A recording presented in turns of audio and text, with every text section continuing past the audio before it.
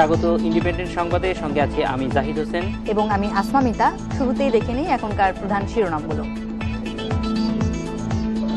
মানবতা বিরোধী অপরাধে অভিযুক্ত জামায়াত নেতা সাইদির মামলায় ট্রাইব্যুনালের রায় ঘোষণা চলছে।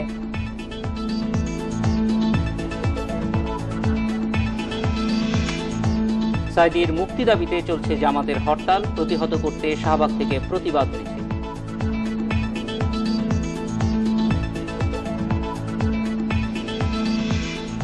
একাত্তরে ১৩ জনকে গুলি করে হত্যা করেন সাইদি, আছে ধর্ষণ এবং জোর করে ধর্মান্তরের অভিযোগও।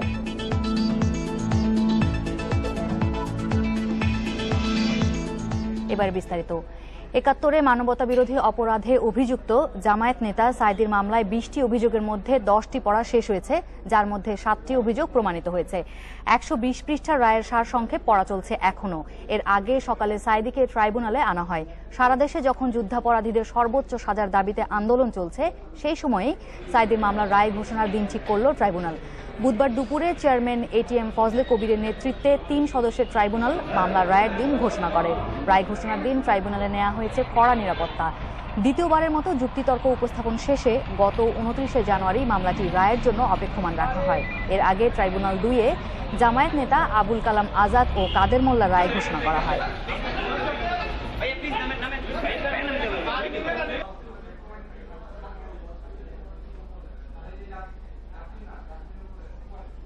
মানবতা বিরোধী অপরাধের বিচার এবং জামাত নেতা দিলওয়ার হোসেন সাইদির বিচারের রায় নিয়ে কথা বলতে আমাদের সঙ্গে স্টুডিওতে যোগ দিয়েছেন শহীদ জহির রায়হানের ছোট ছেলে অনল রায়হান। অনল রায়হান, আপনাকে স্বাগত আমাদের স্টুডিওতে। প্রথমেই জানতে চাইব যে এই ৪ দশক পরে এই বিচার প্রক্রিয়াটি শুরু হয়েছে এবং শহীদের একজন পরিবারের সদস্য হিসেবে এই বিচার প্রক্রিয়াটিকে আপনারা কিভাবে দেখছেন? অত্যন্ত ইতিবাচক। আপনাদের নিশ্চয়ই মনে আছে যে ৮০ দশকে নিউজ প্রিন্টে প্রকাশিত একটি বই এসেছিল, ৭১-এর ঘাতক দালালেরা কে কোথায়। আমার মনে হয় যে মুক্তিযুদ্ধের পরে ৭৫-এর পট পরিবর্তনের পরে ওই বইটি ছিল প্রধানত, তখন আমি ছিলাম তরুণ, আমাদেরকে জানানো যে আসলে এই সব সাইদিরা কি ভূমিকা নিয়েছিল ৭১-এ।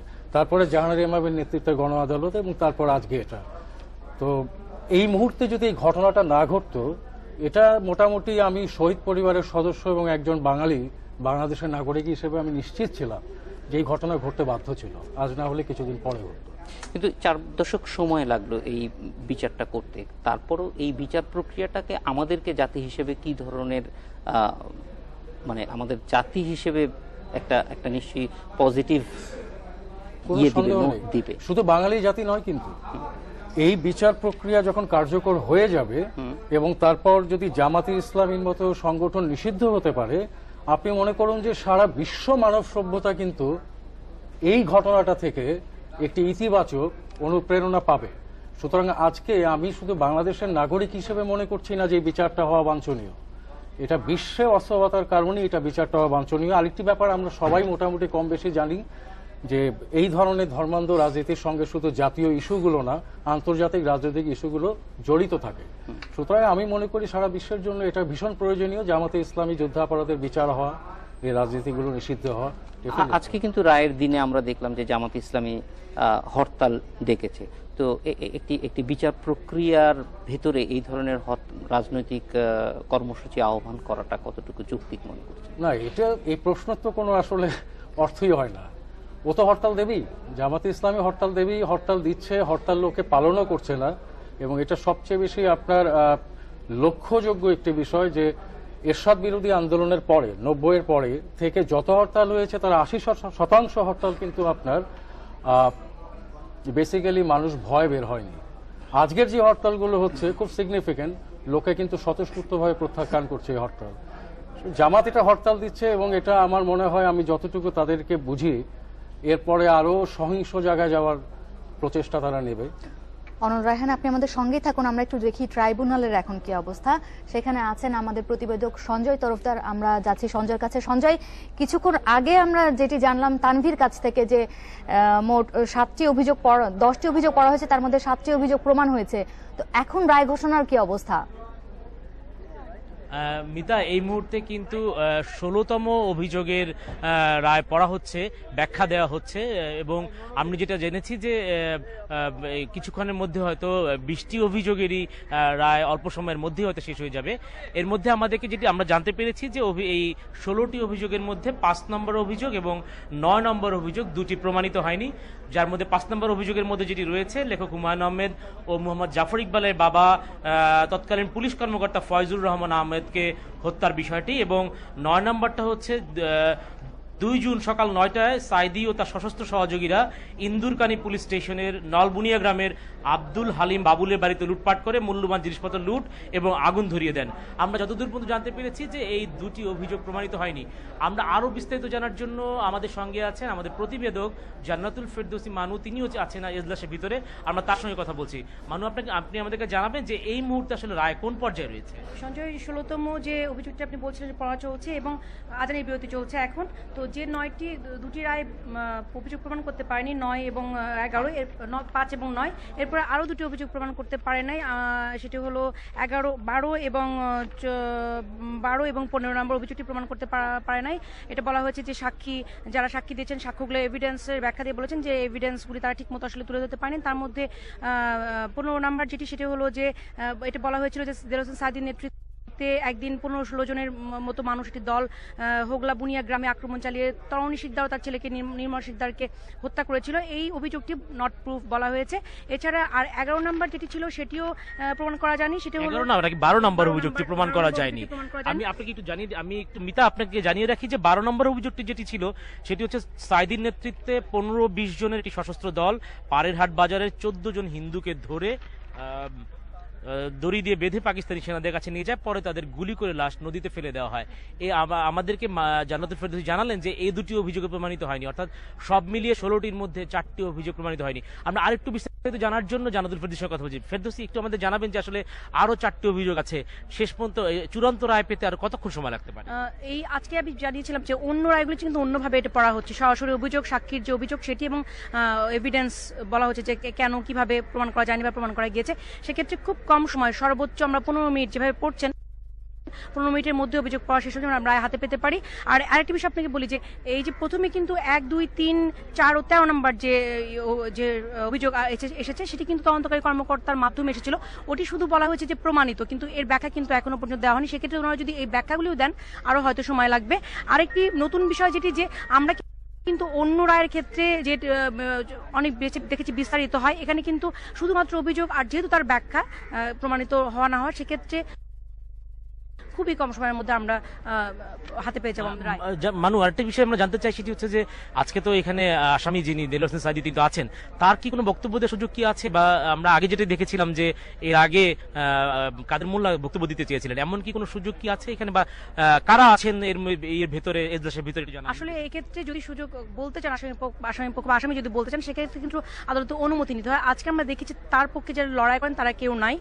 গতবার কাদের মোল্লা নিজে থেকে জোর করে মোটামুটি আদালতের অনুমতি ছাড়াই বলা শুরু করেছিলেন এবং বলেছিলেন। তো আজকে আসলে যেহেতু ওনার আইনজীবী নেই সেক্ষেত্রে আইনগতভাবে উনি বলার কোনো কিছু জমা দেননি আমরা জানি, সেক্ষেত্রে মনে হয় না উনি বলার সুযোগ পাবেন।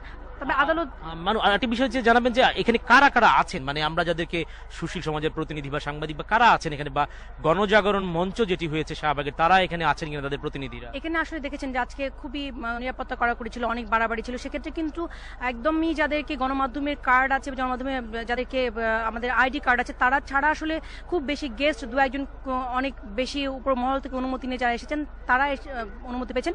সেক্ষেত্রে অনেকে এসেছেন কিন্তু ফিরে গেছেন, গণজাগরণ মঞ্চ থেকে অনেকে এসেছিলেন এখানে ঢোকার জন্য, তারা পাননি। আমরা দেখেছি রেহেউন নুমা এসেছেন 2-3 জনকে নিয়ে, তারা বিশেষ ব্যবস্থার ভিতরে ঢুকেছেন।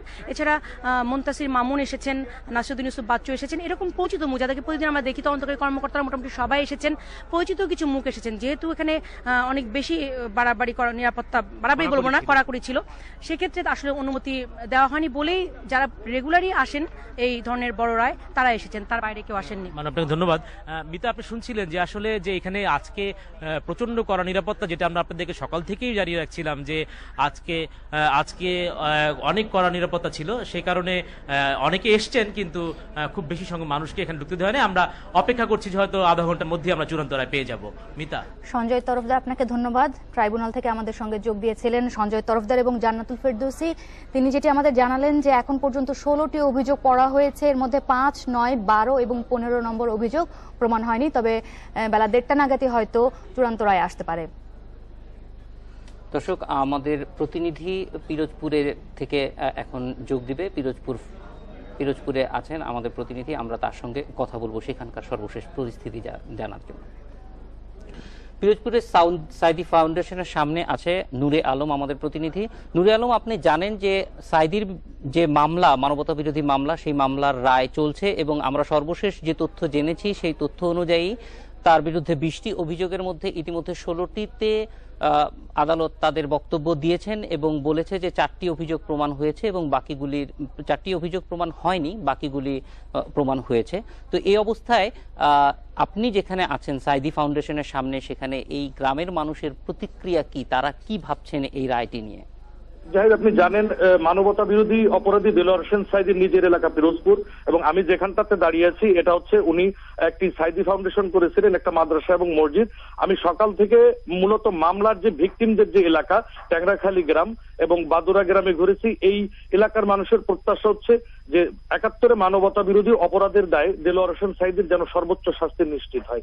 আমি একটা মামলার বাদী মানিক পশারির সাথে আমি কথা বলেছি। মানিক পশারি বলতেছেন যে আমরা যারা পিরোজপুরের এই 71 সালে দেলোয়ার হোসেন সাইদির সহযোগিতায় পাকিস্তানি আর্মিদের দ্বারা ক্ষতিগ্রস্ত, এই আদালত এইটা যেন সুবিবেচনায় নিয়ে তার সর্বোচ্চ শাস্তি মৃত্যুদণ্ড নিশ্চিত করেন।